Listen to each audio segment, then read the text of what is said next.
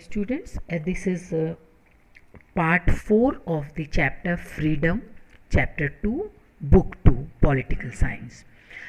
पिछले लेक्चर्स में हमने सोशल बाउंड्रीज़ के बारे में पढ़ा था और हमने इम्पॉर्टेंट 2 लीडर्स के बारे में पढ़ा था जिन्होंने फ्रीडम स्ट्रगल में बहुत बड़ा जिनका रोल था, जो एक इंडिया से बिलोंग करते हैं और एक बिलोंग करते हैं अफ्रीका से। नेल्सन मंडेला और महात्मा गांधी के बारे में हमने बात किया था। इस लेक्चर में हम पढ़ेंगे 4 protectors of freedom.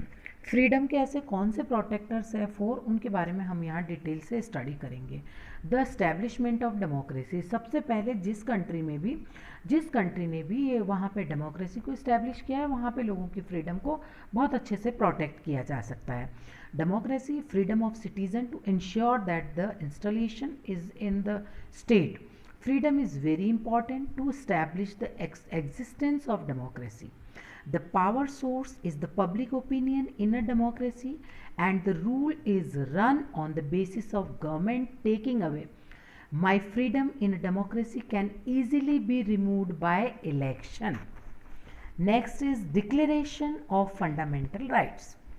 Freedom, security can be ensured only when the Declaration of Independence, the Constitution and the fundamental rights of citizens should be given the same rights. Written rights and freedom in the Constitution, the government cannot simply violate. तो जहाँ पे भी fundamental rights दिए होते हैं वहाँ पे कोई भी किसी भी सिटीज़न के फ्रीडम को वायलेट नहीं कर सकता, राइट टू फ्रीडम को, और फ्रीडम को अच्छे से प्रोटेक्ट किया जा सकता है। Next is decentralisation of power. हम लोग जानते हैं कि जितना ज़्यादा पावर का डिसेंट्रलाइजेशन होगा उतना ज़्यादा लोगों के हाथ में पावर रहेगा, तो उसमें कोई भी एक पर्सन का डिक्टेटर बनने में बहुत कम चांसेस होंगे।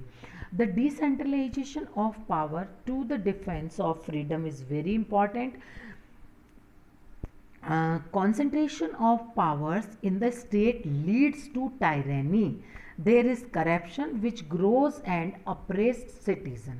अब क्या होता है, जहाँ पे भी डिसेंट्रलाइजेशन जहाँ पे होता है, जहाँ एक या कुछ लोगों के हाथ में ही पावर होता है, वहाँ पे वो कोशिश करते हैं टायरेनी काइंड ऑफ रूल चलाने की, जहाँ पे वो अनजस्ट रूल चलाते हैं, तो उसकी वजह से करप्शन होता है बहुत ज़्यादा, और जो सिटीजन्स होते हैं they are not satisfied in such kind of places. Independent judiciary, तो हमने पहले भी कई बार पढ़ा है कि जुडिशरी की इंडिपेंडेंस बहुत ज़रूरी है, क्योंकि अगर जुडिशरी अगर इंडिपेंडेंट नहीं है तो वो अपने फैसले अच्छे से नहीं कर पाएगी, और अगर वो किसी भी अगर रूलिंग पार्टी से इन्फ्लुएंस है या किसी भी पार्टी से इन्फ्लुएंस है, तो जो हमारी देश की जो जस्टिस है वो जस्टिस अच्छे से नहीं हो पाएगा। The constitution protection of civil liberties, he does have a judiciary. This requires that the judiciary is independent and fair justice. न्यायपालिका protect the civil rights and fundamental rights. हमारे जो सिविल राइट्स या fundamental rights को protect करने का काम जो दिया गया है वो न्यायपालिका को दिया गया है। जब भी हमारे पास कोई हमारे फंडामेंटल राइट्स को वायलेट करने की कोशिश करता है तो हमारे पास एक कॉन्स्टिट्यूशनल रेमेडीज़ का एक और राइट है जिसके थ्रू हम अपने फंडामेंटल राइट्स को फिर से प्राप्त कर सकते हैं। Now next is according to liberal freedom.